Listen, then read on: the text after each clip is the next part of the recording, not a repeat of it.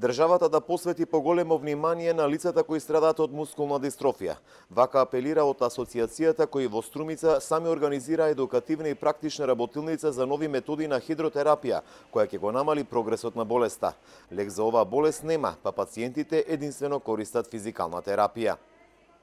Барањето до надлежните институции, дали Министерство за здравство или Фонд за здравствено осигурување, е да можеме тие физикални вежби, пошто мускулната дистрофија е ретко заболување. Генетски наследно е ретко заболување, во Македонија не броиме повеќе од 100 дечиња.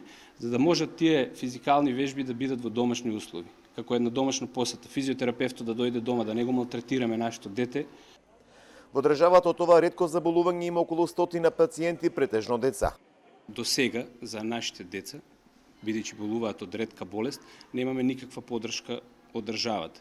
Се се сведува на физикална терапија, која таа физикална терапија мораме да ја правиме кај приватни физиотерапевти, да ги плаќаме од сопствен джеп, да се мачиме да одиме по станови, да губиме време. Во организација на Асоциацијата за мускулна дистрофија беа повикани професори од Израел за да ги презентираат новите методи светски на хидротерапија, за што се обучуваа физиотерапевти од речиси целиот Балкан.